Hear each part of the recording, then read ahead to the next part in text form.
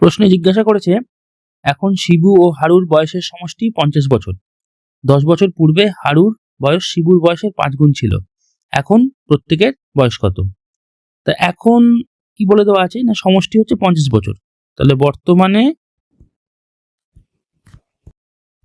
বয়সের সমষ্টি 50 বছর।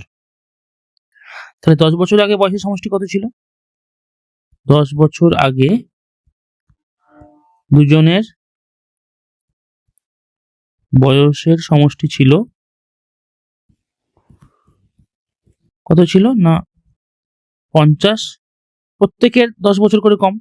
দুজন ব্যক্তি শিবু আর হারু, ওই জন্য 2 গুণ 10, প্রত্যেকে 10 করে কমছে, এত বছর ছিল সমান 30 বছর। এটা অনেকে কি হয়, ভুল করে শুধু 10 বিয়োগ করে ফেলে, কিন্তু সেটা হবে না। দুজন ব্যক্তি ছিল তো, এও 10 কমেছে, ও 10 কমেছে, মানে শিবুরও 10 কমেছে আর হারুরও 10 কমেছে, দুজনে 10 করে কমেছে। তাহলে দুটো যোগফল কত?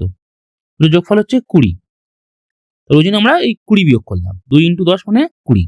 ঠিক আছে, এটা একটু খেয়াল রাখবে। যদি 3 জন থাকতো, ধরো শিবু, হারু আর ধরো রাম থাকতো, 10 বছর পূর্বে, তাহলে বয়স কত হতো? যোগফলটা তখন 3 গুণ 10 হতো, কারণ প্রত্যেকে 10 করে হতো, 3 জন আছে বলে। আশা করি ব্যাপারটা বোঝা গেছে। যাই হোক, তার মানে 10 বছর আগে দুজনের বয়সের সমষ্টি ছিল 30 বছর। এবার ওই সময় কি বলা আছে না, হারুর বয়স ছিল শিবুর বয়সের 5 গুণ। তাহলে ধরি 10 বছর আগে শিবুর বয়স ছিল 1 ভাগ। আর তাহলে হারুর বয়স কত ছিল না 10 বছর আগে, তাহলে হারুর বয়স ছিল কত? ছিল 5 গুণ ছিল। তাহলে 1 × 5 মানে 5 ভাগ ছিল বয়স। তাহলে 10 বছর আগে দুজনের বয়সের সমষ্টি কত ছিল? সমষ্টি ছিল, দুটো যোগ করব আমরা, এই 1 আর এই 5 যোগ করব। তাহলে 1 + 5 সমান 6 ভাগ ছিল বয়স। কিন্তু প্রশ্নে কি দেওয়া আছে না, আমরা একটু আগে কি পেলাম না, এই 6 ভাগ সমান কত? 10 বছর আগে মোট বয়স কত দেওয়া ছিল? 30 ছিল, মানে আমরা বার করেছিলাম। তাহলে 6 ভাগ সমান হচ্ছে 30 বছর। তাহলে 1 ভাগ কত না 30 কে আমরা 1 সেকেন্ড, 30 কে আমরা কি করব? 6 দিয়ে ভাগ করব।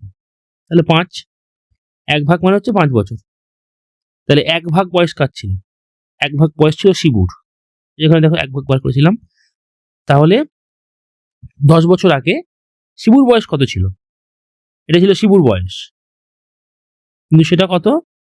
10 বছর আগেকার বয়স এটা। ঠিক আছে, তাহলে বর্তমানে বয়সটা আমরা বার করছি। আগে আমরা এই 1 ভাগ সমান বার করছি 5 বছর। তাহলে আমরা কি বলে, এই হারুর বয়স কত ছিল না 5 ভাগ ছিল। তাহলে 5 ভাগ সমান 5 কে 5 দিয়ে গুণ করব, মানে 1 ভাগ যদি 5 বছর হয় তাহলে 5 ভাগ কত হবে? 5 দিয়ে গুণ, 5 × 5 = 25 বছর।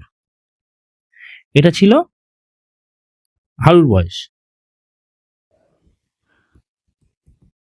মানে এটা 10 বছর আগে, কিন্তু মানে এটাও 10 বছর আগে, 10 বছর আগের বয়স